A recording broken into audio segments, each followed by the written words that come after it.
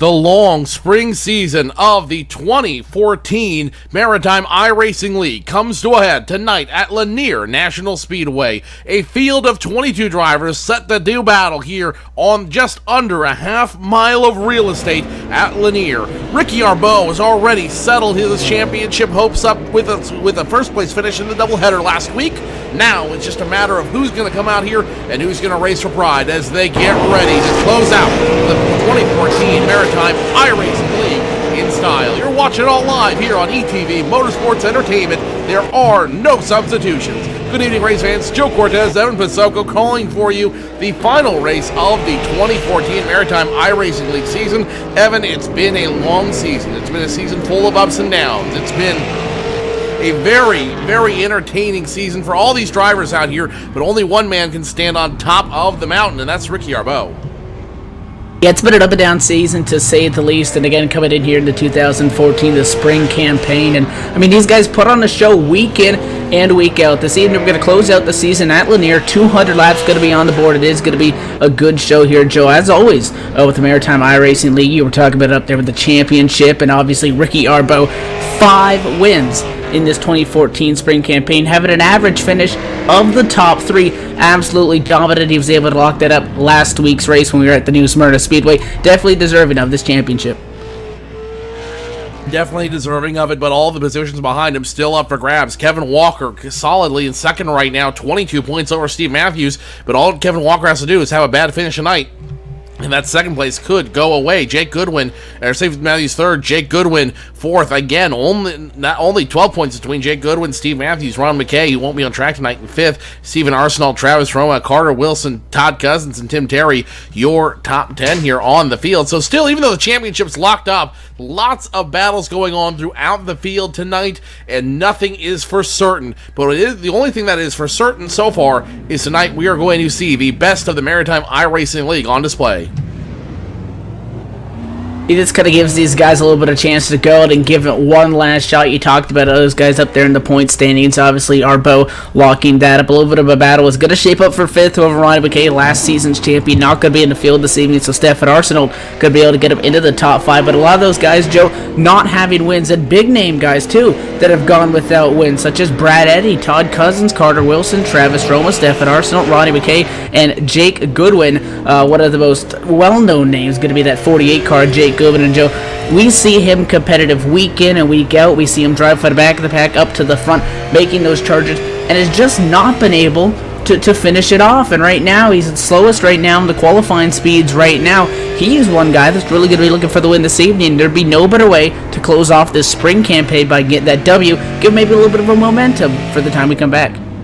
Oh, it absolutely would be a big momentum, not only going into the real racing season out in the Maritimes of Canada, but more importantly, coming back to this in the winter. Remember, these guys use this not just as a game. This isn't just sport for these guys. This is how they practice. This is how they keep their up throughout the off season. So having a good finish here, having a good points finish here, will lock you into the Super Series next winter, and then Super Series, it makes a big difference, especially when you talk about the level of competition between the Sportsman Series and the Super Series. Now, we've seen a lot of guys come up from the Sportsman Series now into the Super Series, really start to make their mark felt and make their names known here in the Maritime iRacing League. And that little boost in the winter, that little advantage that you have over every other driver in the Maritimes in the winter, that's going to make you that much more competitive when you go on track in the spring. Yeah, for sure. I mean, you talk about the Sportsman Series, obviously they run on the Monday nights here with the MIRL, almost a smaller division per se, and they were here at Lanier, and it was Kyle Gaiman walking away with that victory, Sean Pierce coming in second. Those were the only 2 guys that finished on the lead lap, and if you look at the Sportsman Series points, Kyle Gaiman took that home, Sean Pierce came in second. So you talked about, and we've seen it, that the couple top finishers in there, Joe, they come over Wednesday night, and we see a lot of familiar faces coming over week in and week out, but there's every once in a while you see a new face come along. They really put on a show, get up there, get a top 5, top 10, do what they can, and really put on a show. So they're going to be looking forward to obviously move forward to the Super Series moving forward. And I mean, it's good to be able to see those guys kind of work their way up. You did mention there is a big competition level because these guys, again, short track racing, some of the most intense stuff. You really can't lose concentration at all. 200 laps at Lanier. It's going to go by quick for us, but for these drivers, it's going to be a long, hard-fought race. Qualifying time started to be turned in now to the scoring booth. Ricky Arbeau, provisionally on the pole right now, turning a qualifying time of 13.036. Really no surprise there, Evan. When you look at the rest of the field, a lot of guys trying to make some noise here as the season ends. Todd Cousins, we're going to start on the front row, eventually going to start in the front row tonight. Steven Arsenault in the top 5. Steven Mathews in the top 5 as well. Scott Negus, Travis Romo, both starting in the top 10. But the one guy who's had just a hard go of it is Jake Goodwin. He's right now slated to start 15th on what should be about a 20-car field, plus or minus, and that's going to be hard for him. He's going to have a hard time going from the back, trying to climb up to the front. Yeah, and I've been rooting for that 48 week in and week out. And again, we've seen instances where he qualifies very well. Again, his average qualifying for this season is 4th.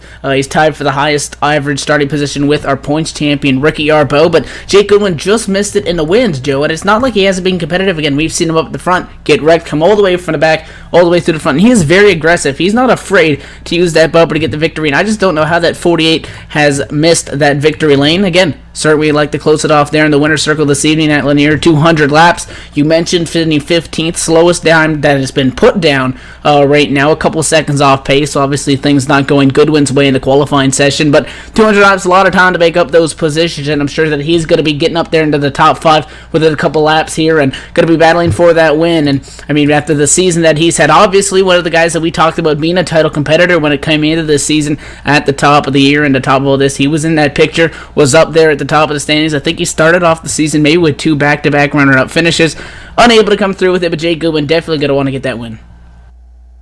Tonight, the racers are racing with a little bit of a heavy heart tonight at the tragic news that one of their fellow competitors and friends on the real track, Jordan Gahan, passed away this last week while on a work incident over in Alberta. Jordan Gahan, known for running summer Saturday nights at Speedway 660 in the Geary Woods. In the 4 seasons that he did run there, he had many heat and dash wins and a podium feature finish in 2012. He competed in the Parts for Trucks Pro Stock Tour when they went to Speedway 660, and he was a graduate of the Race 101 program, graduated class of 2012. So definitely all these guys have a very, very heavy heart tonight as they go racing and fire him up one more time here in honor of their buddy, 21-year-old Jordan Gahan, who we are sorry to report has passed away, and we certainly send our thoughts and prayers, the entire Gahan family, from all of us here at the ETV Motorsports family. Let's take a moment of silence for Jordan and go down trackside for the Canadian national anthem.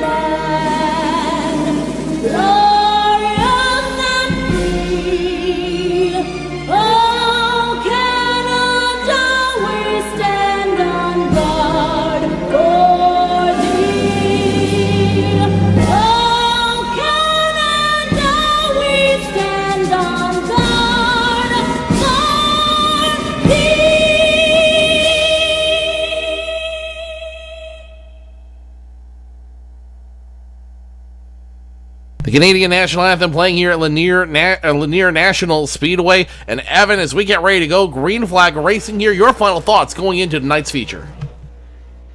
Joe, the sun's down, the lights are out. It's just going to be another night out at the short track. It's going to be like we see week in and week out. It's going to be good, hard racing all night long.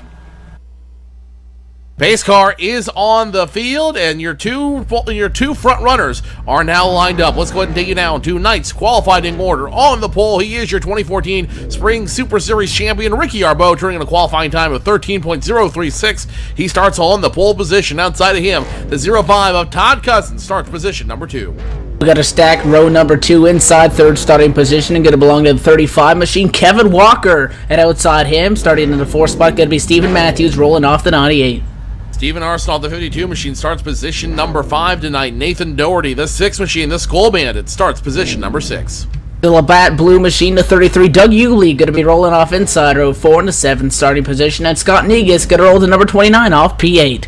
Travis Roma, a fixture in the 2014 Spring Super Series, will start position number 9 in the 38 machine. Outside of him, the 14 of Martin Landry starts 10th. Nick Story in the 95 machine going to be inside row 6 in the starting position number 11. The 01 of Don Steves going to be rolling off P12. Jeff Gilmore, the 18 machine, starting position number 13. On the outside of him, Tracy Foster, the 55, starting 14th. Last car to put down a lap of the qualifying session, 48 machine, Jake Goodwin going to be starting 15th. Outside him, in 16th spot, 96 of Vermont Gallant. Craig Weagle, the 09 machine, starting position number 17 tonight. And on the outside of him, the Swan flies for the last time this season. Tim Terry in the 75 car starts position number 18. Not yet on the racetrack, scheduled to start at 19th spot, the 4 machine of Luke Casey, and outside him, the 54 of Arsenault is going to be starting in the 20th spot. Coral Bourdreau with the 00 machine starts 21st, and on the outside of him, your 2014 Spring Sportsman Series champion, Kyle Gammon, starts position number 22 in the 51 machine. And that is your field of 2 drivers out here, who it looks like we're waiting on a couple more drivers to get out to the field here, and we can roll off and start this entertaining show tonight. 200 laps around Lanier National Speedway, just under a half mile. And when you consider the number of laps, you'd almost think this is the 5th gem in the crown. But it's going to be a very quick race because this is a very short, very fast track. Yeah, it is. I mean, you got to look at the times that were up there in qualifying, almost breaking a 13-second barrier. Ricky Arbeau, obviously series champion at a 61 machine, put down a 13.036. That is the 3rd fastest time, rather, that we have seen all night long. So pretty fast, considering only 2 times we're able to beat that within the 2.5 hours of practice that we saw. Watch that 61 machine up front. We see a couple new faces at the back coming up from the Sportsman Series. We got Jake Goodwin back there. We have past champions all throughout the field. Half a lap to go until we come to the green flag. First racing Ford Mustang pace car will come down pit road, this time by Ricky Arbeau. Todd Cousins have control of the field. They hit the commitment line, and the final race of the 2014 Maritime iRacing League Super Series has begun. 200 laps before this season is officially come to an end, and Ricky Arbeau wants to lead all 200 if he can. Kevin Walker fights his way position number 2. Todd Cousins now in 3rd, and it's a battle for 4th as a 52 of Steven Arsenault fighting with the 98 of Steven Mathews. It will be Arsenault with the advantage down low, and it looks like he wants to pick up another position as well. He's curving up there now on the inside of the 05, Todd Cousins, who's running in the 3rd spot. Arsenault's able to get around Steven Mathews in a 98 machine. Look at that inside lane go. Some tracks it's going to be outside, but the inside's where you want to be. 05 of Todd Cousins got to slide back in line to move Steven Arsenault now up inside of that top 3. Meanwhile, up front, Ricky Arbeau trying to check out. He's opened up over a half a second lead over Kevin Walker, who currently sits P2. Going to go side by side back around the 12th spot. 95 machine Nick Story trying to battle out some cars. He's hanging on top of the top lane, able to sneak back in line. Tracy Foster, the 55 machine, trying to get around the Berlin City Ford of Scott Negus. It's going to be a battle now for position number 11 as the 55 fights down low. Meanwhile, in front of him, the 48 of Jake Goodwin. Now he's moving out to position number 10, getting around the 14 of Martin Landry out there. Foster completes his pass, and Jake Goodwin looks like he's a man on a mission. As we touched on in the pre-race there, Evan, he has not had a win all season, which is heartbreaking for him considering he ran so strong to begin the season, and he had some wins last season. So Jake Goodwin, you know he wants to put the Red Bull machine in the victory lane tonight. And it's not like he hasn't been competitive. I mean, he was one of the championship contenders in the opening weeks here, but has just been unable to get it. Sitting fourth in the championship standings right now. All the drivers up in front of him have wins. So really one of the major things that he's been missing. He's been knocking on the door a couple times, started 15th, already in the top 10. One car spinning, though. Caution going to come early here. One car's around, looking at a turn number 4. The 01 machine of Don Stevie is going to go around, and we're under yellow. The 01 of Don Stevies goes around all by himself. The 75 of Tim Terry immediately behind him. No contact between those two machines, but it's the 01 of Don Stevies who ends up just overdriving, it looks like, going into turns. We're going off turns 1 and 2, trying to hit the brakes into 3 and 4, and he's going to self-spin it out there. Makes contact with the wall, trying to get turned around, and that is going to give him a little bit of nose damage. Not too much, though, but he should be able to continue racing on the field. Don Stevie's 01 machine, he is going to be the first recipient of the caution flag. As we're under our first caution of the night, he will go 1 lap down in this field of 19. Yeah, no contact with any of the drivers there. Closest machine to him was Tim Terry, about 2-3 car lengths back. Just got into the corner a little bit, hot spit it out. Didn't get into the wall until you mentioned starting to pull away, try to get out of that. Misjudged, I guess, the distance. He headed to the inside wall and made a little bit of front end damage. Not really going to tear up that machine. Bad thing is he is going to lose a lap, drop back to last place on the racetrack. Going to sit in 19th right now. The only driver not on the lead lap. So 18 drivers will remain on the lead lap as they continue to turn these slow pace laps around the track here. And as they turn these slow pace laps, as long as you turn these pace laps, it only increases the inevitable for Ricky Arbeau. He continues to lead out there. He continues to conserve fuel. He continues to conserve tires. He could very easily make it win number 6 tonight if we have a lot of yellow flags out here.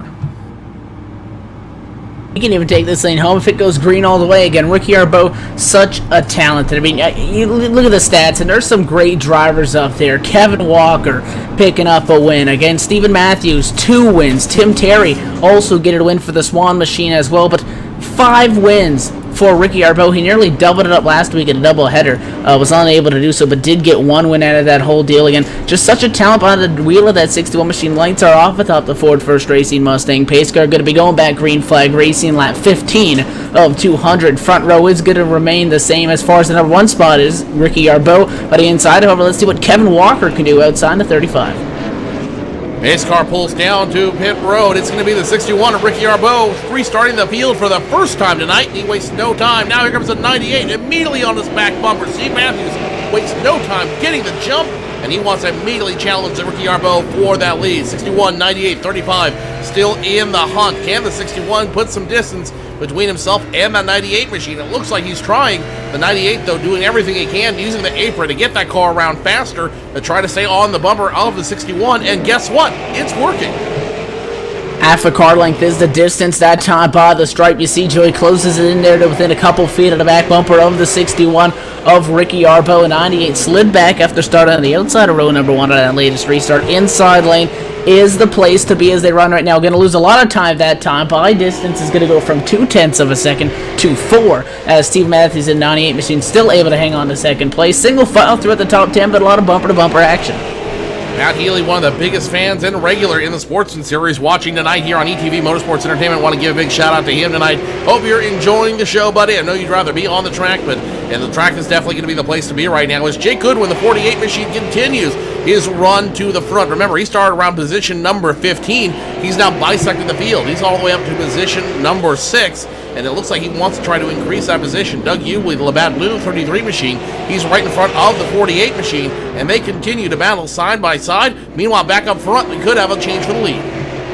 It is Steven Mathews. He's gotten to the inside lane. He has the advantage going into 3 and 4. Let's see if Ricky Arbeau can compete on the outside lane. He does. Arbeau barely that time by the start-finish line. The inside lane has been the place to be all night long. But look at the 61 machine go, Joe, on the outside lane. He's now going to pull half a car length ahead of Steven Mathews. They even back up the quarter, coming off 61 machine. Can he clear Steven Mathews is the problem. Not quite. One car going to go around. Yellow flag going to fly right in the midst of that battle for the lead, and we're going to slow him back down.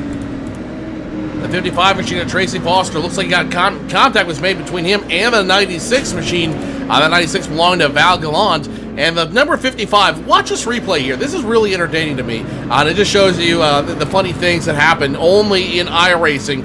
if the 55 here, after making contact with the 96, he tries to correct it, overcorrects it, ends up going straight right. And look where he ends up landing, Evan. Look at that. He ends up landing perfectly in the gap that would have sent him down into the parking lot.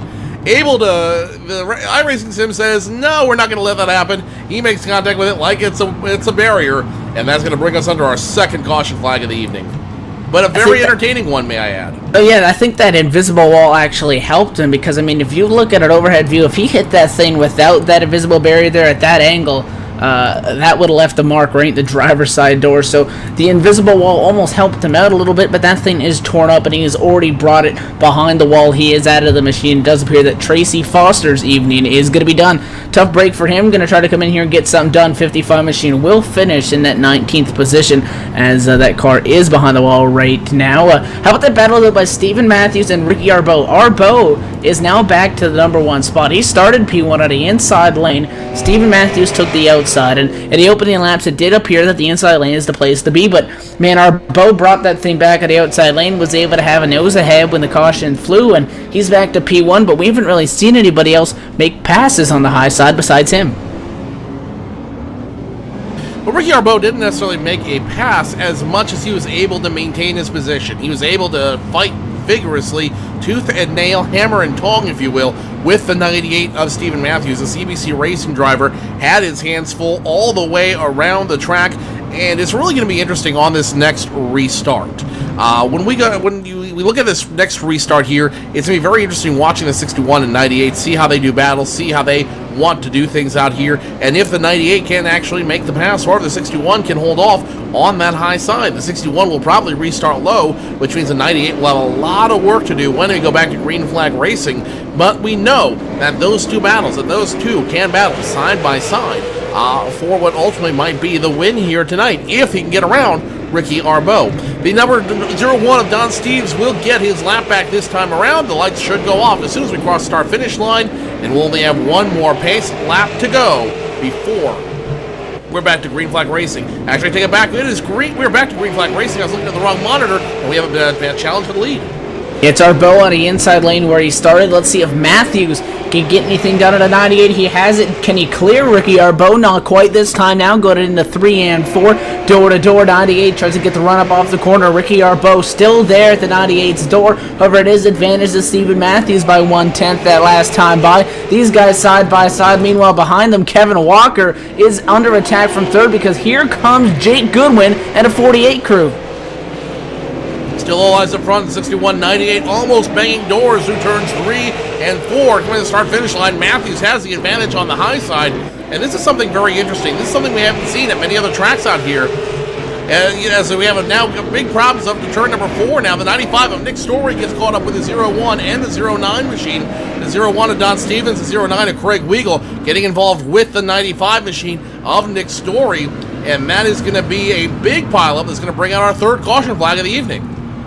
95 gets turned by the 01 machine. 01 obviously having some trouble early in the race. John Stevies gets bumped from the 09 behind him, and really just a big checkup. 54 punts the 09, and that's how we ended up with 3 cars turned around. And actually it took a little bit for the yellow to fly, but finally the MIRL officials threw that caution right as Ricky Arbeau, race leader. Again, the way these corners are, can't really see that far ahead of you. He's down there on the bottom, starts coming off the corner. He sees a bunch of parked cars. He nearly got caught up in that. Good job of the 61 to be able to get around it, but that was a close call.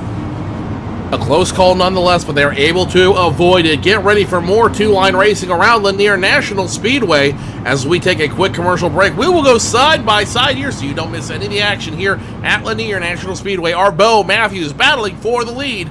Only one can take home the win. Who will it be, the champion or the contender? Stay tuned, race fans. We'll be back with more Maritime iRacing League action on ETV Motorsports Entertainment.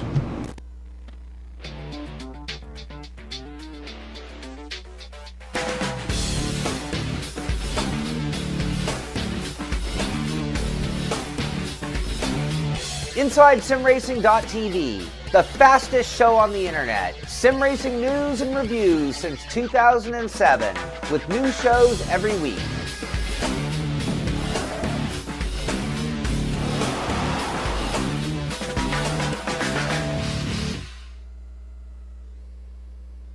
Sally up, as green Sally down. Last done start, gotta tell the ground. Green Sally up, as green Sally down. Last done start, gotta tell the ground. Green Sally up, as green Sally down. Last done start, gotta tell the ground. Green Sally up, as green Sally down. Last done start, gotta tell the ground. Green Sally up, as green Sally down. Last done start, gotta tell the ground. Green Sally up, as green Sally down. Last done start, gotta tell the ground. Green Sally up, as green Sally down. Last done start, gotta tell the ground. Green Sally up, as green Sally down. Last done start, gotta tell the ground. Oh, Miss Lucy dead and gone, left me here to weep and moan. Back to Green Flag Racing with the Maritime iRacing link on ETV Motorsports Entertainment. Ricky Arbeau not going to make the same mistake twice. Gets the big jump on the field. Now he's got some distance between himself. Kevin Walker now second. Steven Mathews third. Jake Goodwin fourth. And Todd Cousins holding strong in the top five. Closest battle now is for position number 7 as the 38 of Travis Roma gets around the Skullman of Nathan Doherty, the 6 machine. Doug Ubley in that show as well. And we know these guys can do two-line racing, but the question is, now that Arbeau's figured out what to do to get in front of everybody, can we see some two-line racing up front once again? Yeah, 33 Ubley nearly lost it there out of 4. He was side by side with the 6 machine, and Nathan Doherty got real sideways off the corner, had to low it down, stay on the inside lane, was able to hang on to it. He allowed the 29 machine of Scott Negus to get around. The last 2 times that we've seen all the restart, it was side by side up front. This time, Ricky Arbeau has been able to get that half a second lead. One car going to go around, yellow flag quickly back out here at Lanier, and it's going to be at a turn number 2. That car down on the apron. It is the 98. Steven Mathews was running top 10. Steven Mathews was challenging for the lead, and he just, going into the turns, it looks like he just overestimated himself. He overestimated driving that turn and ends up having to lock the brakes up to try to save the car. Good news for him, he only makes rear contact with the wall after the spin out as a result. But the bad news is that it's going to cost him a lot of positions. He was running top 5. Now he's running position number 14, and a lot of hazardous drivers in front of him to contend with as he's going to try to climb back up through the field. It's not impossible. We've seen Jake Goodwin climb from 15th to 3rd, but it is a big task. Yeah, no, it is. Again, Jake Goodwin makes it look so easy in that 48 to get up through this field, but again, anybody here could take home that win. The guys that are laps down, they've been caught up in trouble. Craig Weagle, Nick Story, Don Stevies, and Tracy Foster. Everybody here is competitive, but not to mention how hard it is to pass. Jake Goodwin just drives the wheels off that thing and gets the job done. That's why we see him sitting up right now in the number 3 spot. Now it's going to be interesting to see after he's able to get around Todd Cousins, who was in that number 3 spot, is what he can do to Kevin Walker. Again, Walker unable to hang side by side with Arbeau that last time by. Let's see if Jake Goodwin can try to get around that 35 and then see what he can do for there. But again, we talked about 200 laps, so sure, he'll be able to catch up. We're not even a quarter of the way through this thing. Jake Goodwin's already in the top 3. Jake Goodwin already in the top 3 and done so in convincing force. Now the question is, can he challenge for the win? Remember, the win has been the one thing that has eluded Jake Goodwin all season. He's been in contention. He's finished 3rd. He's finished 2nd. Now you know he really wants to get a win, and time has run out for him. This will be his last opportunity to do so in the 2014 Super Series. If he's going to get a win, it needs to happen, and it needs to happen tonight. So Jake Goodwin will restart position number 3, which is the place to be if you're going to restart. You get to restart on the low line. Kevin Walker on the outside of the front row, and Ricky Arbeau gets to restart them one more time. The pace car makes his way down pit road, and Ricky Arbeau, again, not making the mistake he made earlier. He's going to get the jump, and he's going to go. But here comes Jake Goodwin down to position number 2, and he wants to try to hang with Ricky Arbeau as long as he can.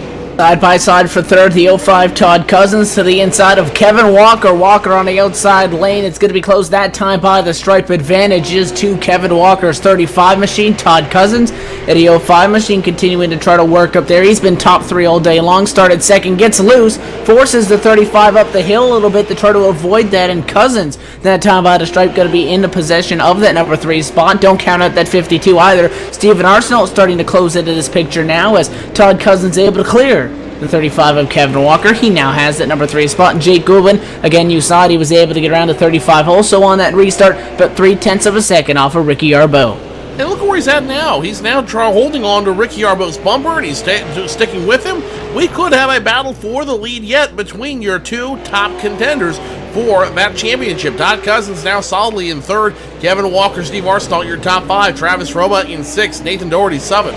Doug Hewley 8th. Scott Negus 9th. And Steve Mathews, he would be intense, but he's trying to get his lap back the hard way. He is 1 lap down, which is very, very easy to do here at Lanier. You see now the 98 past the 29 machine, but the 98's got to do a lot more to try to get back into contention and get back to battling with Ricky Arbeau and Jake Goodwin up front. Change for the number 3 spot. Kevin Walker able to get it right back from Todd Cousins. Todd Cousins now going to drop back to the 4th position after the 35 of Walker was able to get to his inside, coming off a 2 a couple laps ago and scoot on by. That 05 of Todd Cousins, another attack. 38 machine going to make a pass. Travis Roma going to get around Steven Arsenault in the 52 machine, and now Roma wants to go side by side. He wants that number 4 spot. He's side by side with Todd Cousins. Travis Roma moving up through the field, started his race 9th. He's going to take 4th. Leapfrog for Travis Roma. He's now in the top 5 for the first time tonight. Todd Cousins doing everything he can to hang on to that top 5 position, as now we get the Swan has flown once again. Tim Terry goes around in turn number 4, and he collected a couple cars with him out there. Terry goes around. He's going to also collect the 54 machine of Carson Albi, and Don Steves also going to get a piece of that one as well. 3 cars involved, and that will bring out the caution flag for the 4th time tonight. Yeah, that was Tim Terry in the 75 machine. Had a wiggle out of the corner. You see, he overcorrected it, spun it out. 54 called on the radio that the wrecking go it into the corner, and he was thinking the 75 was going to stay down there, but it slid up the way he spun out and ended up T-boating the 75. And for the 3rd time this evening, man, that 01 machine just gets involved again. Don Stevies plows into the back of the 45, and it's going to get more damage on his 01 machine. Tough break for him. Nonetheless, going to slow him back down once again for another yellow flag, about the 4th or 5th one so far this evening. But Jake Goodwin up on the front row with Ricky Arbeau. These guys are going to make it fun up front. Fun they are going to make it, and every time I've had a restart, it's definitely a wild card. Anything can happen on the restart, and anything usually does happen on the restart. But very interesting note, Steve Mathews, as a result of that yellow flag, gets his lap back. So he's going to get back on the lead lap. He'll be scored 15th. But that's not the worst place to be. He's back on the lead lap. He can compete again for position out here on the track. And we've already seen 1 car come out from the 15th machine to challenge for the lead. We could possibly see 2 here before the night's over. Oh yeah, easily, and these guys are going to be competitive. Lights still on atop the Ford First Racing Mustang pace car this time as the field comes out of corner number 2, I do believe it, out of back straightaway. It is going to be, again, 61 Ricky Arbeau, Jake Goodwin. How about Kevin Walker in the 35? And it seems like week in and week out, he is always up there in the top 3, and he does have 1 win on the season, but I'm surprised he's another guy that does not have more, as we double up lights do go off on top the Ford First Racing Mustang pace car. Kevin Walker, another one of those guys that's so consistent, had to try to hold on to hopes of Arbeau having some trouble last week, didn't get it done, but is going to solidify himself as the 2nd place in the championship standings. He's easily going to be able to walk away with this win too. So top 3, top 4, even top 5, these guys are all going to be real competitive. Pace car down to the pit lane. 61 machine of Arbeau takes off. He's going to clear Jake Goodwin side by side for 2nd in a 1. Side by side for seconds, the 35 and 48 look like they made contact going through turns 1 and 2. The 35 of Kevin Walker using the chrome horn on the 48 of Jake Goodwin. Now Goodwin goes for the crossover. Goodwin's going to try to get back around the 35 through turns 1 and 2 without making contact. He does it cleanly. The 48 is backed up to position number 2. Kevin Walker 3rd. Now here comes Todd Cousins, Travis Roma, your top 5. And one guy that's dropped out of the top 6 is the 52 of Steven Arsenault. He's all the way back to position number 7, almost 8. Is Scott Negus can get around him. He's going to stop the bleeding at 7, but Steve Arsenault ready to make something work here as time starts to run low here at Lanier. And one guy stuck on the outside lane to 14. Martin Landry was 9th last time, and this time out of stripe, it's going to lose 2 spots. And there goes the 3rd as Valmont Galanka to go around him for that spot. So Martin Landry at a 14 machine going to drop back to somewhere around the 12th spot. Actually, 96 had a little bit of trouble there down the back straightaway. 14 still in the hunt for it, but did not have a nose in front that time by the stripe, so he's going to be shown in 12th position. The 6th machine of Nathan Doherty throws it into the corner sideways, hangs on to it down the front straightaway. He's going to lose a handful of spots. I was going to say he was looking to make a move at the inside there, going through the corner, had a nose in, tried to get something working on Todd Cousins, overdrove it, didn't spit it out, but does drop back to the 10th position. That is definitely going to hurt him. The good news, though, the car is still running. It doesn't have a whole lot of damage, and it's going the right direction. So Nathan Doherty still able to keep up on the track, and the Skull Bandit now has got to do something, try to steal some positions back here on the field. It's going to be Ricky Arbeau still up front, but now he's starting to get away from the rest of the field. About half a second between him and Jake Goodwin going around the track. Goodwin needs to start figuring out what he's going to do as they start passing lap traffic. The 54 machine of Carson Alb, he's going to be passed up here along by all the contenders as he tries to at least stay on the track and give his sponsors some TV time there. He currently running 3 laps down. One car in front of him is the only other car lap down, and is 1 lap down. Nick Story running in the 16th position. So still a little bit of hope for the 54. Maybe get a couple wave around here. Never know what's going to happen, and be able to solidify, maybe pick up a couple spots if some other drivers have some trouble here this evening. Ricky Arbeau has been able to pull away a little bit from Jake Goodwin. Goodwin in a 48 now dropped a half a second back. One car going to go around on the inside lane. 2 cars spinning 29.98, having some trouble. They're going to tangle at a turn number 2, and caution flag going to come back out as the 98 is dump Scott Negus coming through 1 and 2. I'm about to say, 2 cars don't necessarily tangle. It looks like it was 1 car that got tangled. The 29 has got Negus involved in the second incident tonight, and that's going to also be the second incident for the 98 machine of Steve Mathews. Steve Mathews trying to get back up with that group. He's again 1 lap down as a result of that, but going into the turn, he just looked like he had the run. He was driving it as hot as he could, and the 29 in his way. Instead of slowing down, the 98 barrels into the 29. That's going to send the Berlin City Ford around into the wall, and the 98 CBC racing machine of the 98 of Steve Mathews. Where's my tongue on that one? 98 Steve Mathews will also be involved in that one for the second time tonight. Both those cars 1 lap down, and that is going to hurt both those drivers. Those guys are going to lose those positions. The 01 machine, Don Stevies, he's on the pit lane. He's got involved in a couple incident. 98 machine, Steven Mathews is going to come down pit road again.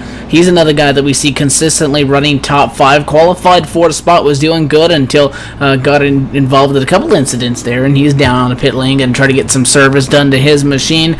Question was, Jake Goodwin had a challenge for that number 2 spot from the 35 of Kevin Walker, and as soon as the 35 got clear, classic short track move by Jake Goodwin, crosses him right back over, says I'll take that, thank you very much, goes back to the number 2 spot. Ricky Arbeau at that point though had already checked out, you could say, at a short track half a second away, and it stayed pretty even there, so those cars appearing to be pretty even right now as the wave around does go on by the field. That is going to be Nick Story, first car 1 lap down, going to regain his lap, which puts 14 drivers on the lead lap. 14 drivers on the lead lap. We were warned it was going to be a smaller field tonight, but that has not changed the excitement of the racing we've had here on the track at Lanier National Speedway. We're almost halfway done with this race, and it hasn't even been an hour into it yet. These guys are ticking off laps as fast as they can, which is going to just increase the urgency for every driver out there on the field. Lights are off. It will only have, not even a quarter of a lap. Pace car will come down pit road this time by, and it will be Arbeau restarting in front of that field right beside Jake Goodwin. Jake Goodwin can't capitalize on the real estate. Maybe he can. Here comes Goodwin on the outside. Trying to make it work. He's at the quarter panel. Can't stay to the outside. Jake Goodwin going to pull down in line for the number 2 spot. Single filing out behind him for 3rd as well. Kevin Walker able to hang on to that over the 38 machine of Travis Roma. Side by side it is for position number 6. Steven Arsenault on the outside had a challenge from Doug Ubley. They go around some lap traffic. Ubley going to drop back, and he has company in Jeff Gilmore on the outside lane. They're duking it out for the number 7 spot, and also behind them, Nathan Doherty now trying to get to the inside of Gilmore as well. Now, I haven't successfully seen somebody to We've seen somebody not necessarily pass on that outside lane, and more importantly, we've seen them though been able to sustain on that outside lane. Now we got no trouble on the speedway. Nick Story around for the second time tonight. That might not bring out a yellow flag though, as he made contact with the 29 machine of Scott Negus. Nope, that will bring the yellow flag out once again on the field. 29-95 make contact. They go door banging with each other. They are both going to go nose first into the inside wall on the front stretch, and that will bring out the caution flag one more time. Yeah, caution's going to come out. Not sure what the pace car's doing. Just kind of drove through the wall and nearly turned the 95 after he got back going. That's a little bit interesting. Maybe they let a fan drive it for the final race, but pace car's getting a while. No, 95 was in that side-by-side battle, got contact with the 29. Both of them went into the inside wall. So yellow going to come back out, just a product of Lanier Racing, and that one again, we've seen a lot of guys go around by themselves, but that one obviously for contact going side by side about 2 rows deep. Ricky Arbeau, he doesn't mind it because he can cool down those tires and stay up in P1.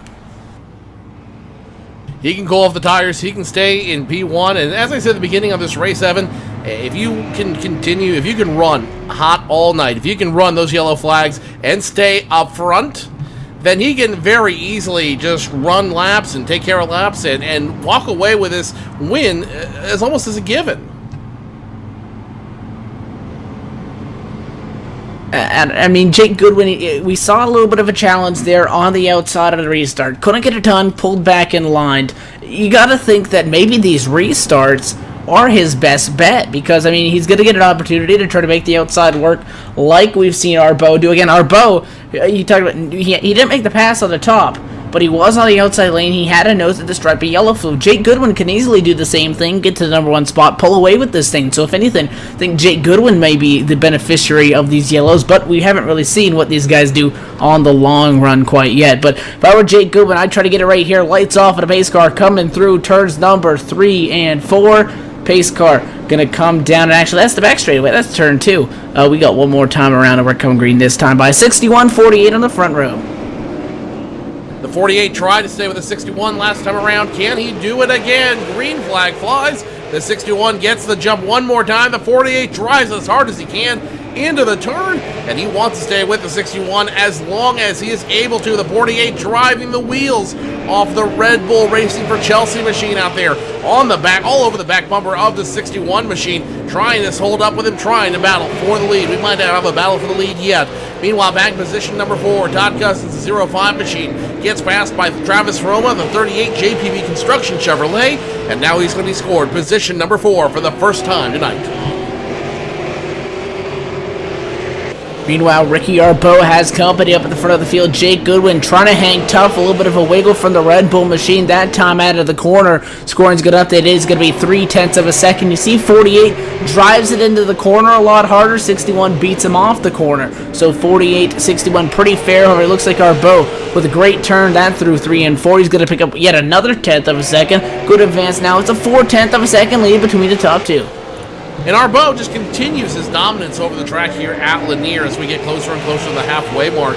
Jake Goodwin wants to keep up with him, but after those first few laps, he just can't keep up with the 61. The 61 too dominant, too strong, and as he continues working laps on the lead, you can see why Ricky Arbeau is your champion in the 2014 Spring Super Series.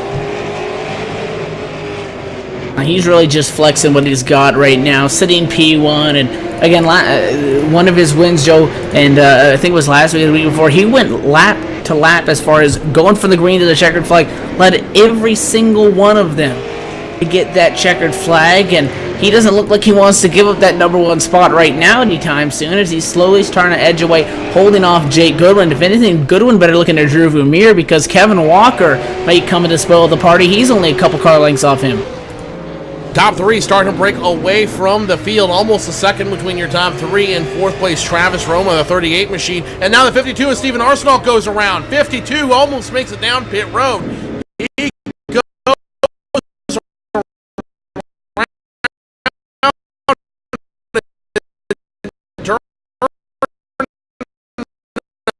number 4. Now he's got to wait for all the traffic up front to get around before he can get back on the racing surface. That is going to cost him a lot of time out there and even one position, and that will bring out the caution flag once again. And that is just as we pass the halfway point, the 52 of Arsenault having those problems going to go around. And we're going to go into yellow flag. You mentioned he nearly went down the pit lane there. And again, just a lot of guys throwing it in there, going in too hard. And this is a very unique racetrack, very wide. And once those things get sideways, you really haven't been able to see anybody hang on to the thing. Once that thing snaps sideways, it's nearly gone.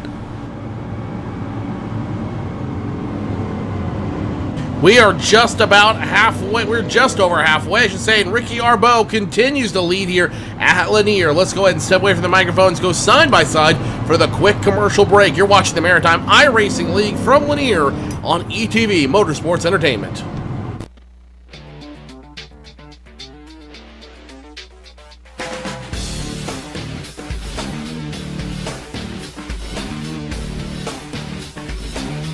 Inside SimRacing.tv, the fastest show on the internet. Sim racing news and reviews since 2007, with new shows every week.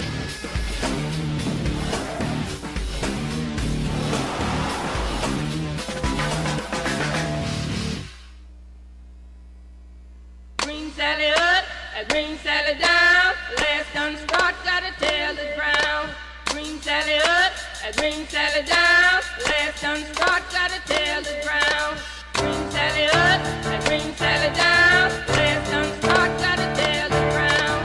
Green Sally up, and Green Sally down. Last done start, gotta tell the ground. Green Sally up, and Green Sally down. Last done start, gotta tell the ground. Green Sally up, and Green Sally down. Last done start, gotta tell the ground. Green Sally up, and Green Sally down. Last done start, gotta tell the ground. Green Sally up, and Green Sally down. Last done start, gotta tell the ground. Oh, Miss Lucy dead and gone, left me here to weep and moan. Back to racing here on ETV Motorsports Entertainment with the Maritime iRacing League. Ricky Arbeau gets the jump. Jake Goodwin second. Kevin Walker, Travis Roma fourth, and now side by side for position number 5. The 05 of Todd Cousins dispatches the School Bandit, the 6 of Nathan Doherty, and that is going to put everybody single file back through the field. Ricky Arbeau still continues to lead, but Jake Goodwin won't leave well enough alone. Contact between the 35 and the 38. They keep running the right direction. They're doing what they need to do right now. Ricky Arbeau did exactly what he needed to do again, and that is get out to the point there again on this last restart. 96 machine with a little bit of electrical problems on the inside lane. 95 sweeps high to try to avoid him. That's Nick's story. So 96, a little bit of blinking going on the inside lane. That's keeping these drivers behind him a little weary. 52 machine also back there. That machine is Steven Arsenault. He's the lap down. Nearly got into the 96. Big traffic jam around that 96 machine, the 52 of Arsenault, the 98 machine of Steven Mathews. He's back on the lead lap. He's now battling for the 11th position, battling for position in general as he continues to run laps out here on the track. The 98 machine might rise like a phoenix again. It's hard to say as he just tries to dispatch anybody in his way. Steve Mathews now to position number 9, but I don't think he's going to be happy with that. Behind him, it's going to be the 75 machine. The Swan flies again. Tim Terry trying to do everything he can to stay in the top 10.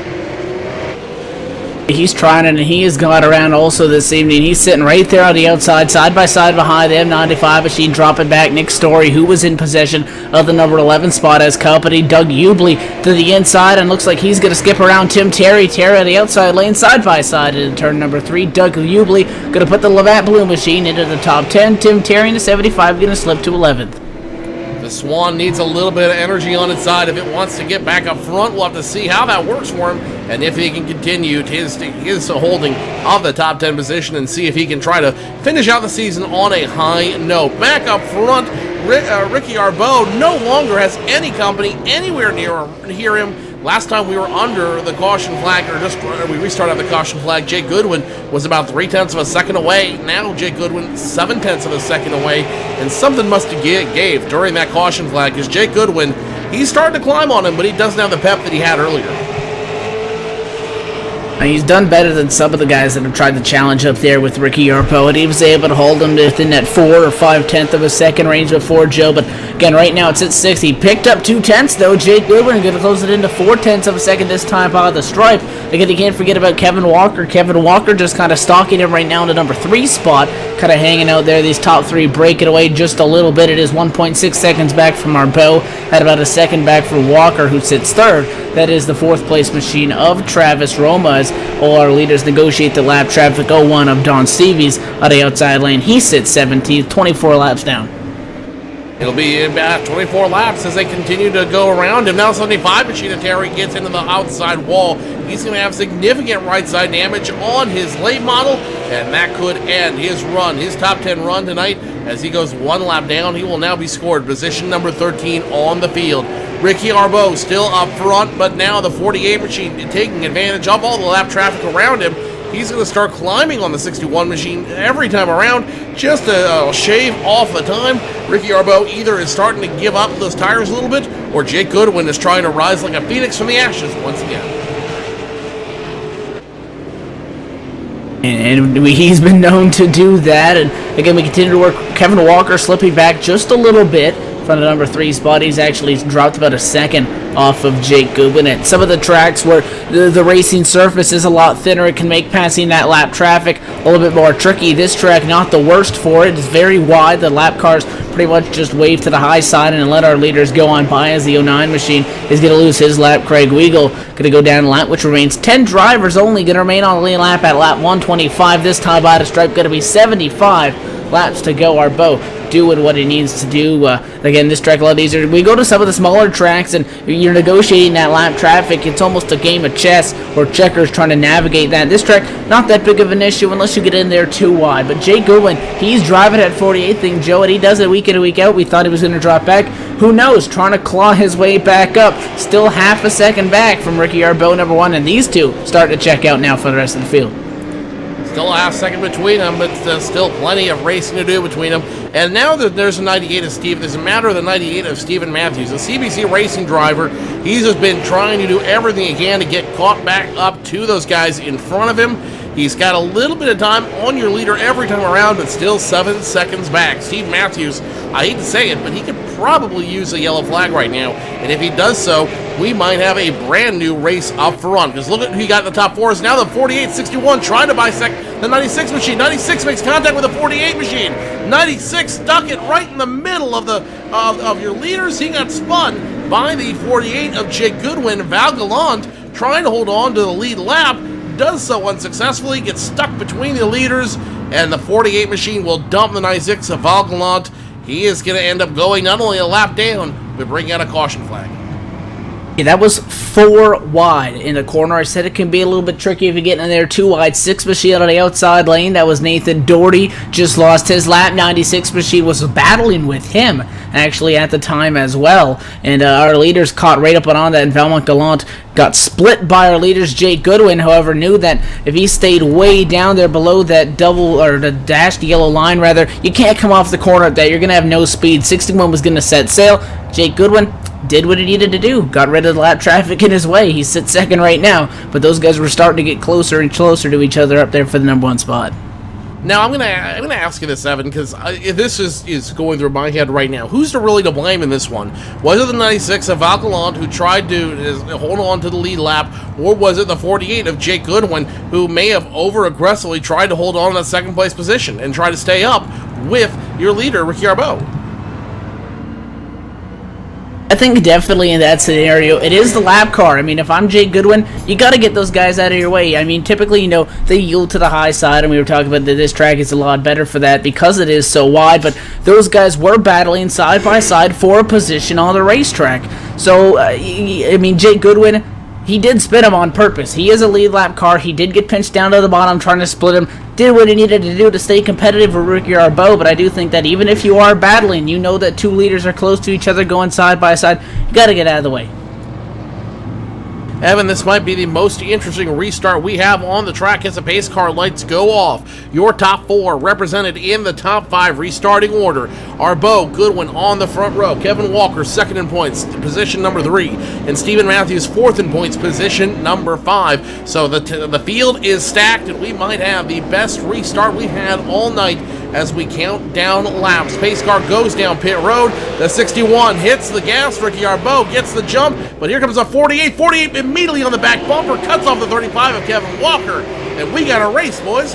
He nearly split himself off the bumper to the 35, got to the back bumper of Arbeau, and nearly gave him a tap. This time by the stripe, going to be 1.5 car lengths between the guys in the top 2. Jake Goodwin, Ricky Arbeau, again this caution allowing Kevin Walker to close back in as 8 drivers remaining on the lead lap. Ricky Arbeau going to come up off the quarter, 2-3 car advantage. The 61 machine of Arbeau continues to lead out there without any problems whatsoever. Goodwin, though, stays at least 2 car lengths behind him. Kevin Walker trying to hang on. And then there's a matter of Travis Roma and Steve Mathews. They are nose to tail as the 38 looks like he's having a little bit of blink issues out there. Electrical issues for the 38 machine could cost him. Right now he's back on track, but will he be able to stay there? Roma getting fought with Steven Mathews, top 5, breaking away from the field. They're starting to pull away just like they did last time on that long green flag run, and not a lot of time you have until you lose a lap. These guys running lap times just below 14 seconds. Ricky Arbeau, race leader last time by, running a 13.3 right now up at the front of the field as he maintains what is now a 0.2 of a second lead over Jake Goodwin. That's why we see a handful of drivers 1 lap down. Again, only 7 guys on the lead lap right now. Get about 20-25 laps and under a green flag run, you can easily lose that lap, and that's exactly what led to that last caution we saw as guys just trying to battle to stay on the lead lap. Ricky Arbeau in control right now. Jake Goodwin, that 48 machine, nearly caught the wall that time off the corner. He's driving that thing, trying to catch up in the Red Bull machine, looking for his first win on the season. Very different story for that guy running up front, Ricky Arbeau, looking to pick up number 6. Less than 60 laps left here on the field as Arbeau continues to run up front. Jake Goodwin gets a little wiggle as he caught the apron going through turns 3 and 4. The 35 can't capitalize. He's going to stay about a car length behind the 48. The 6 of Nathan Doherty now on the apron. Looks like he's just trying to salvage his night as best he can as 4th and 5th continue to battle. The 38 of Travis Roma somehow holding off the continued aggressions of the 98. Steven Mathews, remember, your top 4 in points represented in this top 5. The only one that's not top 4 in points, Travis Roma, but he's top 10 in points. Right now, in 7th in points. So a 4th place win tonight, 4th place finish tonight for Travis Roma would be huge. Huge, I say. And then definitely exactly what they're going to want to aim for. And you got to take a look, and you think that normally when the guys on the lead lap, that number starts to thin out and gets less than 10 drivers on the lead lap, you're going to see a long green flag run. But if not half, if not more of the spins of the yellow flags we've seen this evening have been single car spins, so you really can't count anything out yet until you get that white flag, which is what Ricky Arbeau was looking for. And it always comes down to it in a short track as that string of yellow flags coming out of the checkered flag as we close in on 50 laps to go, and that starts to present itself. And you got to look at the scenario that with no green-white checkers either in the iRacing system, you get down to 4 to go. Ricky Arbeau's got this thing won. They navigate the 95 machine, going to get around him. That's a lap machine. Nick Story going to lose his 3rd lap. 52 laps left in this contest as the 18 machine goes around on the backstretch. That's Jeff Gilmore. He's facing the wrong way coming to the start-finish line. He's on the front stretch, Cowboy, and he is facing the wrong way. Ends up getting spun by, it looks like Val Gallant gets a piece of that one as well as he's on the apron in turns 1 and 2. Rewinding that one, nope, it's going to be the 05 of Todd Cousins and the 18 of Jeff Gilmore making contact coming off of turns 3 and 4, and that's going to send the 18 into the wall facing the wrong way. And we will restart this race with under 50 to go. So, if you're Jeff Gilmore, you hate to be involved in that incident. But if you're one of these guys here in the top 5, Ricky Arbeau, Jake Goodwin, Kevin Walker, Travis Roma, or the 98 of Steven Mathews, you're almost grateful that flag came out. It's going to give everybody another shot at this thing. 05, Todd Cousins threw it in there again. That was a battle for position. Those were the last 2 guys that were on the lead lap. Gave him one nudge, hit him again at a door, turned him at the outside wall. So 18 is going to take exception to that because Jeff Gilmore has to come down the pit lane this time by to get repairs made to his race machine. This time coming up off the corner, lights do remain for the time being on atop the Ford First Racing Mustang pace car data back straight up. We're going to be looking maybe to get the one to go this time by and come down now as we are inside of the final 50 laps to go.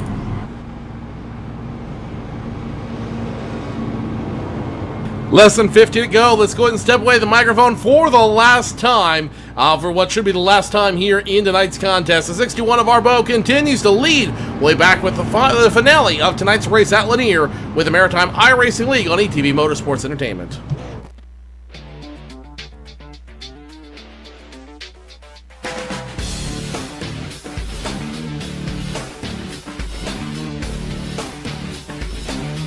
Inside SimRacing.tv, the fastest show on the internet. Sim racing news and reviews since 2007, with new shows every week.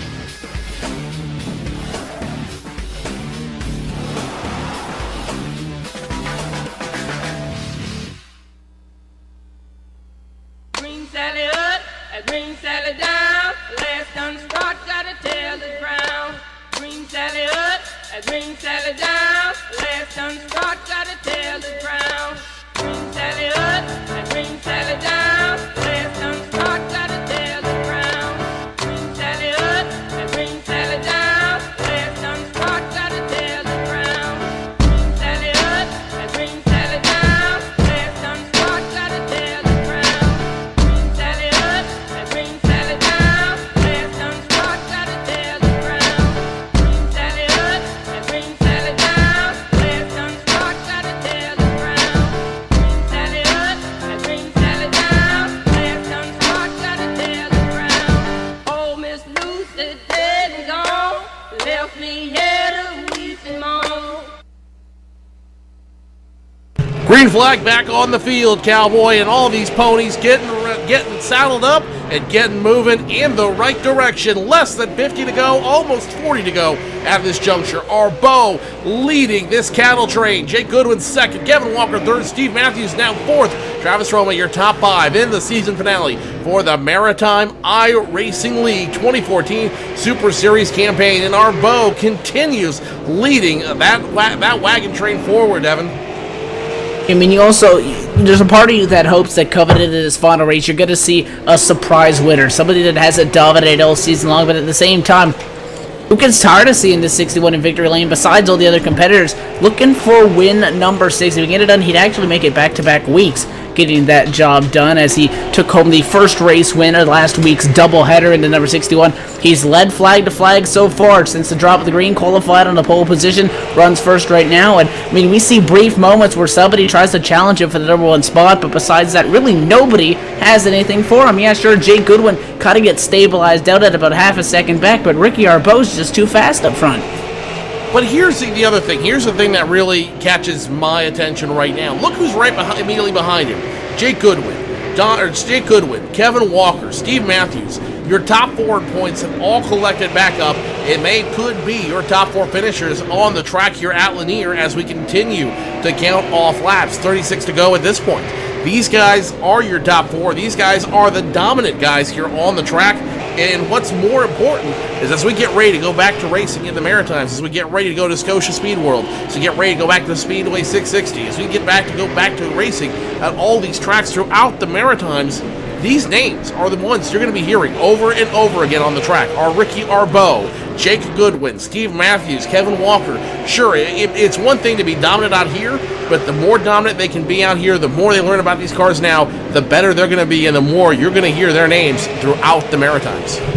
Yeah, these guys had to make a mid-season transition on the iRacing side of things, and that was switching from the regular late model. And I think the week after the super late model came out, they kept begging Tim Terry, and he finally said, fine, we'll let you guys go at these things. So they've also had to adapt to a new car through the middle of the season. Talk about all these guys again. If you're out there in the Maritime region of the Canada and over there, you know these names. These are some local names out at the Speedway, and kind of gives these guys a little bit of practice, except this time they wreck the car's not going to cost them the big bucks to get that thing fixed, which is why they come out here. Some guys on Monday nights, these guys obviously on Wednesday nights with the Super Series to have a little bit of fun, and that means you can drive that car just a little bit harder if you want that win. Jake Goodwin still 0.4 of a second back. Craig Weigel, last car on the lead lap, is about 3 seconds away from getting lapped from Ricky Arbeau. If that were to happen, would only leave 6 drivers on the lead lap. 6 drivers, 4 of which represent your top 4 in points. Ricky Arbeau, Jake Goodwin, Steven Mathews, Kevin Walker, and these guys are just cruising it right now. They've got it in cruise control, and they are just finishing out this 2014 campaign in the style. The 38 of Travis Roma, now position number 5. Todd Cousins in 6. It's going to be 7th. In position number 7, it looks like it's going to be Craig Weigel, and he'll be the last car on the lead lap. 3 wide now around the 14, the 18, the 52 machine. Steven Arsenault, he is 1 lap down. That's not going to keep him from being as competitive as he can be out there. Behind him, 2 lap cars still battle for position. Martin Landry, Jeff Gilmore. Gilmore gets the advantage on the high side for the first time tonight. Yeah, a couple other battles going around between some lap cars. Jeff Gilmore, you were talking about Martin Landry, 18-14 machine, sitting 11th and 12th. Both of those guys 3 laps down right now. They were duking that out, and we were able to see the outside lane work. Otherwise, those guys having some damage, so who knows what is right in those race cars as they run right now. Ricky Arbeau is going to get up behind the 33 Labatt Blue machine. That is some lap traffic of Doug Ubley. Ubley got to stay to the inside as opposed to yielding to the top side. A little bit of wobble as Jay Goodwin has to be hesitant. Coming out of turn number 2 is going to lose a little bit of time to Ricky Arbeau. This time by the stripe, it was 0.4 last time. This time, good scoring is going up. It is going to be half.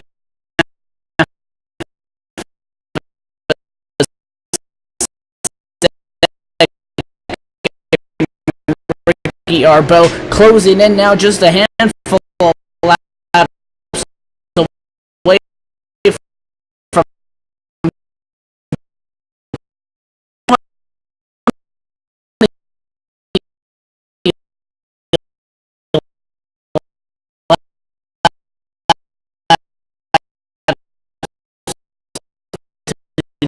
go. Arbeau trying to set sail in a dominant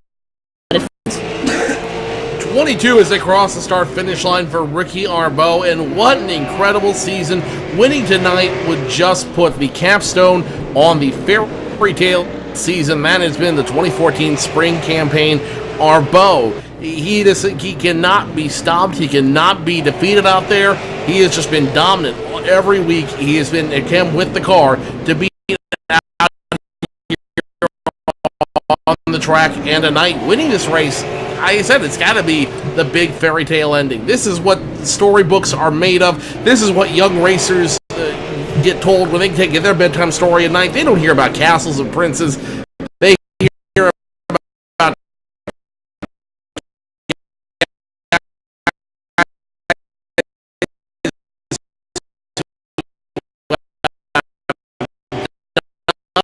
dominating seasons who are the guys to beat, and Ricky Arbeau making his own fairy tale tonight. It's a very touching story there, Joe. Well, that's one way of looking at it for sure. But again, you want to see somebody win, but then again, Ricky Arbeau, we talked about this last week, Joe, the fact that Ricky Arbeau basically had to come last for there to be any sort of challenge for the championship coming into tonight. And we talked about some guys, again, short track racing, sometimes it comes down to who gets knocked out of the way at one point in the season that could determine it, and we knew that Ricky Arbeau wouldn't want anybody to have the opportunity to say that he shut them up last week by going flag to flag and taking home the win. He's about to do it again by the looks of it. Does anybody have anything for him? Not unless we see a late race caution. Now, those aren't the most uncommon thing to see, as we are now at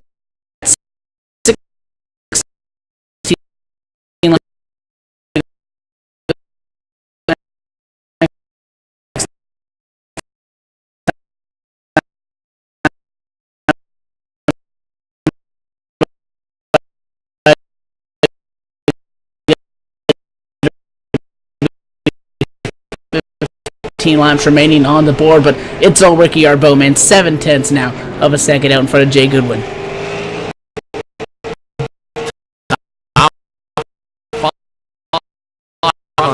your leader. Kevin Walker almost 3 seconds behind. Travis Roma 5 seconds behind. Todd Cousins gets his lap.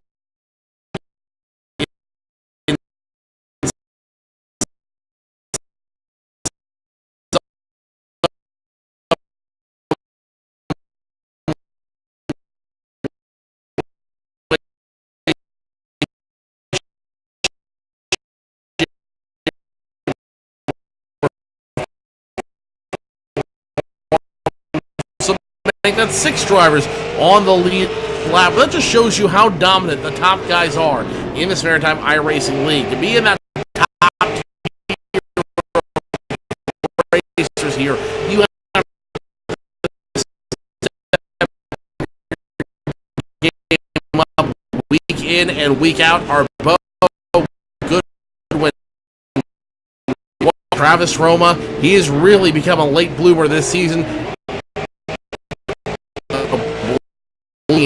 Him coming from the back to the front of launch, and he did that within 40 laps and driving the 48 machine, getting up the second, and he's closing in, man. He's getting up there, 0.3 of a second between Ricky Arbeau this time by 10 laps remain in the 2014 spring portion of the Maritime iRacing League. Jake Goodwin's not going to leave anything left. He's bouncing off the walls. He's closing.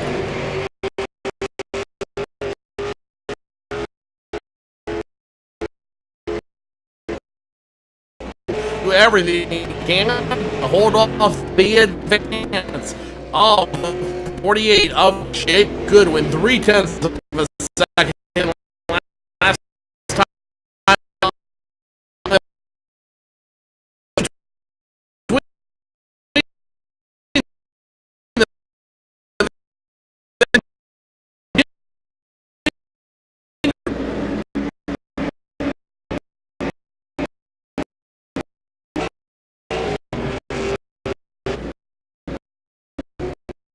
In front of these guys this time by the stripe.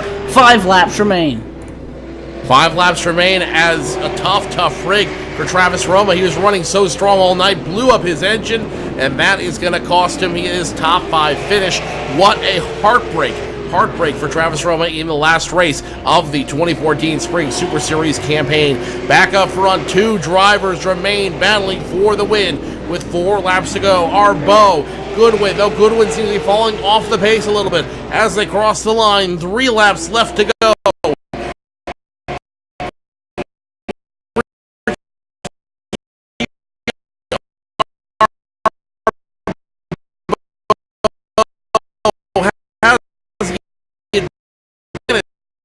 The outside lane, Nick AP8, 2 car lengths, 3 now separating them as they come this time through 3 and 4. White flag is in the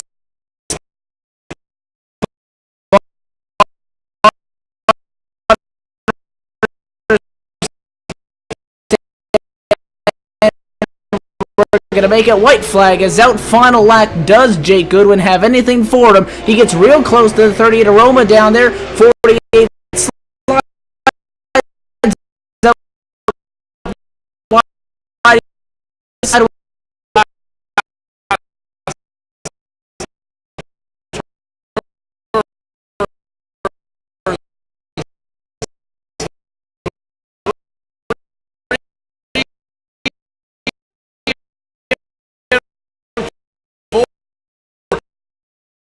iRacing League Super Series campaign. The Lanier National Speedway belongs to Ricky Arbeau, your 2014 Super Series champion. Jake Goodwin 2nd, Steven Mathews 3rd, Kevin Walker 4th, Todd Cousins your top 5, Stephen Arsenault, Doug Hubhley, Travis Roma, Nick Story, Jeff Gilmore your top 10, and Ricky Arbeau. He has proven why he's a champion, and tonight there can be no doubts about who stands at the top of the mountain. Ricky Arbeau stands alone. He did it again. Flag to flag. Started on pole position. Did not have the fastest time in practice. Only guy that had his number there, Jake Goodwin. Ricky Arbeau put down the fastest qualifying lap by nearly 0.2 of a second over Cousins, who qualified 2nd. Led flag to flag. It got interesting down there at the end, but nonetheless, and no question about it, 61 of Arbeau dominant this evening and dominant all season long. Ricky Arbeau, your winner tonight, parking it at Victory Lane. When we return, we will talk to your top 3 drivers and recap what's been one very exciting 2014 Maritime iRacing League Super Series Championship and Super Series season. Ricky Arbeau, your champion. We'll talk to him when we return here on ETV Motorsports Entertainment.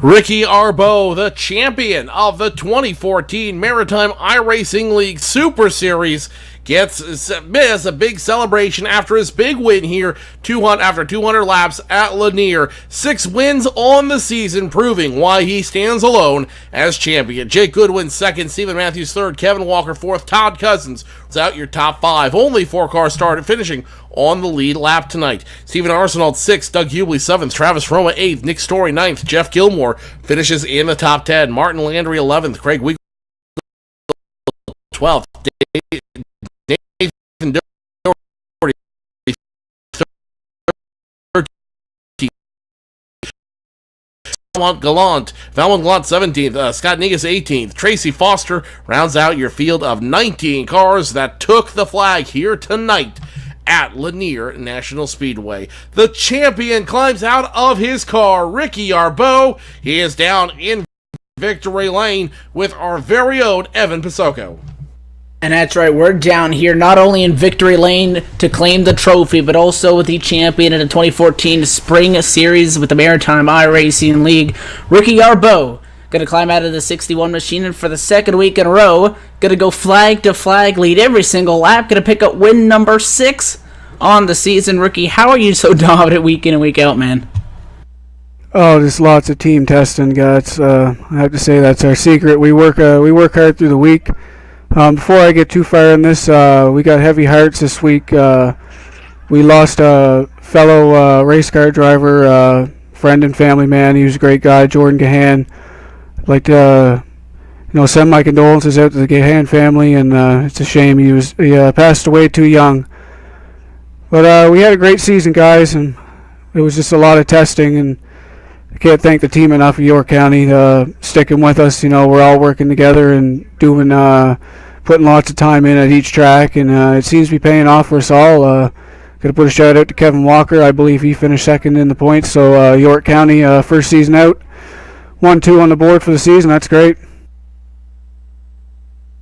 And definitely, for sure. And one of your biggest competitors all season long, and if maybe you look at the win category, it doesn't look like it. Jake Goodwin came second again tonight, did not get a win this season. You, on the other hand, getting 6th. And we know that you come to a short track race and you get to see a lot of the same guys up front. You get the beating and banging a lot. I mean, what's it like racing, especially in those closing laps, knowing that the 48, you almost pulled away from it a little bit coming out of 20 to go, started to close it in, tried to make it a show there coming down to the end. What are you thinking there as you come down and you're just counting down those laps? You see that 48 getting bigger and bigger behind you.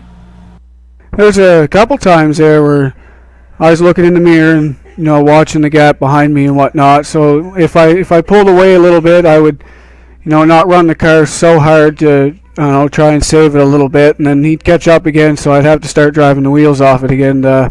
Jake's a great competitor, very good racer. Same with Steve, that whole team over there. It's a good team to race against. We had some good door-to-door racing early on in the race. Jake was right there behind me, kept me on my toes, that's for sure. So we look forward to next season. That is for sure. Talk about your season almost as a total. Again, you were able to solidify yourself as a champion last week, able to make it so that no matter what happened here this evening, you were going to walk away with the championship. And obviously some immense consistency is required to get what you did. Average finish of 3rd, average start of 4th. That is the best amongst any of the drivers here in the Super Series. I mean, what was your approach week in and week out, and how'd you manage to stay so consistent? You talked about a lot of team testing. How'd that play in it? Well, when it comes to the realistic weather and whatnot, you got to test in traffic and whatnot. So it's nice to have good competitive teammates to get in a pack and go out and test different settings with the car, how they react and whatnot. And every race I went in, every weekend I went in just with a smile on my face and a good attitude to just drive the car as fast and as hard as I could and keep it out of the fence. And that's one of my strong points is consistency. That's why I put a lot of laps in. So once I get a lap, I kind of get into an ozone or tunnel vision, and that's the only thing I see is that race line. And I don't look in my mirrors. You ain't gonna win no races looking in the mirror. You gotta keep looking forward and focus on where you're going. And definitely, and we ask you every time you come down here to Victory Lane and obviously wrapping up the championship, we'll let you have the mic here to thank everybody who makes it happen for you with the Energy Hour Productions on the car like we do every week in, week out. Sponsors, shout out to whoever you want. The mic's all yours. I definitely want to thank Nick Story again for the great season we've had. He's supported me now for a couple of years, and I believe it's going to keep continuing. Their support's great. They really keep us afloat and whatnot, coming here every week. I also got to thank Auto Essentials Alaman. That guy there's helped me out plenty. When I was running the real car, I had my car in his shop for a long time, so I really got to thank him. Also, Early Renovations. I'm a contractor too. I work for Home Depot installs. Also, got to thank Buff and Stuff Floor Care. It's my father's company. They've supported me right from my whole racing career. And I definitely got to thank York County Motorsports, the team.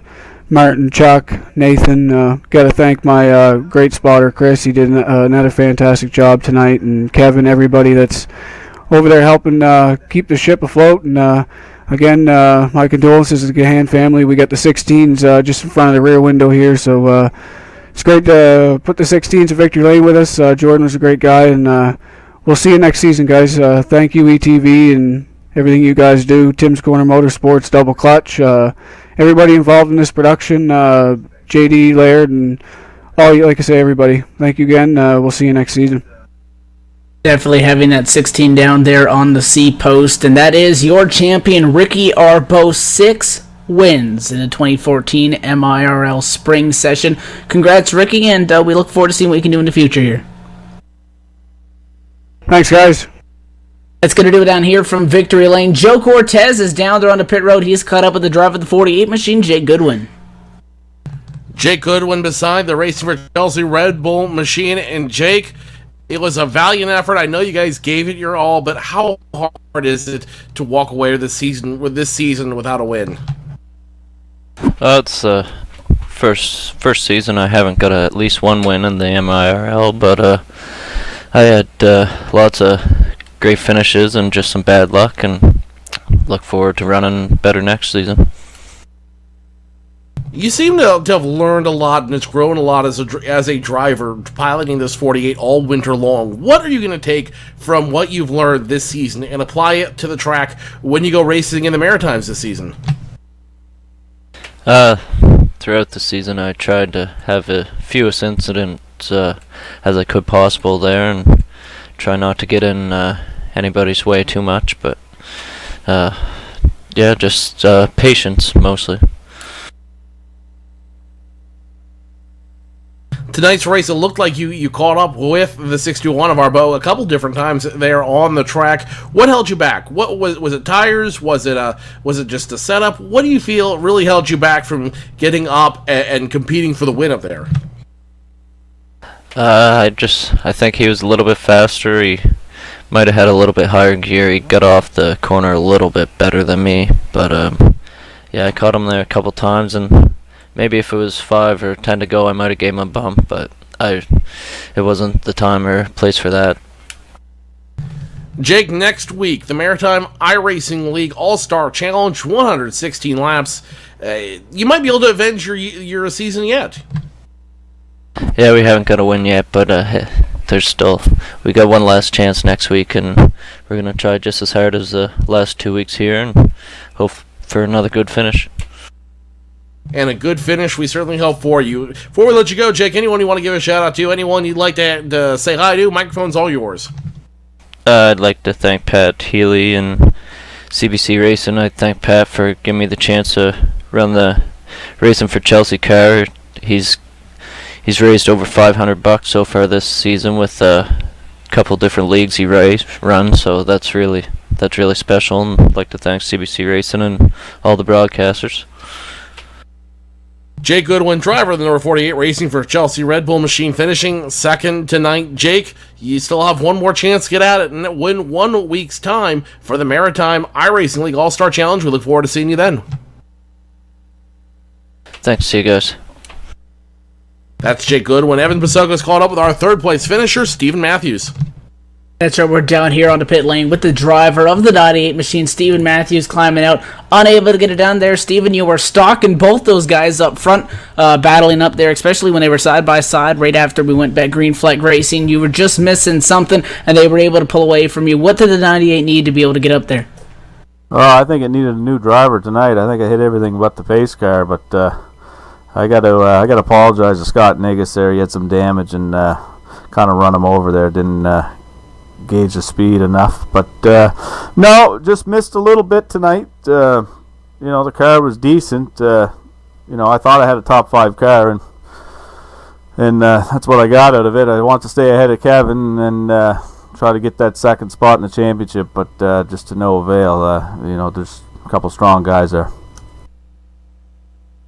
When it's all said and done and it comes down to it, you're going to walk away with third at a championship standings, and Kevin Walker finishes ahead of you, finished behind you in tonight's race, so unable to capitalize on anything anybody got wrong on that team's part. So you're going to come home third, do walk away with 2 wins this season. What did it mean to be able to get those wins in such a competitive league? Oh, it's huge. The boys in this league are just super competitive, bunch of good guys, and if you can get a win anytime, you got something going on there. So, but it was a fun year. I had a lot of fun and can't wait to get back at it next year. Definitely, for sure, and we're taking a look at the 98 machine and one of the cars that we're used to seeing up front, the CBC Racing machine. Any sponsors and shout-outs that you want to throw out there? Yeah, for sure. First off, I want to give my condolences to the Gahan family there. Ricky touched on it. Just a terrible loss, and he'll be greatly missed. I got to thank the boys at CBC. We put a lot of time in as well. Practice, and it pays off. We got a bunch of good guys there on the team, and it really shows. Got to thank Pat Healy there. He put a good deal on this year, racing for Chelsea, $500 for her. So that was I got to thank all the sponsors, the Laker, Go Tire, Aerotech Engines, and Barry Dalrymple. If it wasn't for them, it wouldn't be possible. I'd like to give a shout out to Kevin Myers. He helped me out there tonight. I probably missed it myself there. It was a great setup, though, and he helped me out a couple times this year. That about wraps it up. just can't wait to get back at it.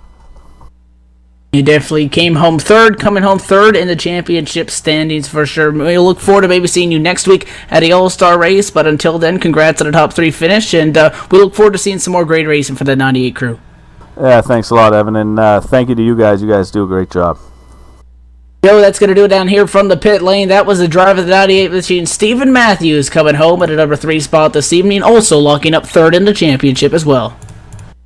And before we go, let's catch up with the guy that makes everything work out here, Tim Terry. And Tim, before we talk about the race tonight, the Swan just wouldn't fly again.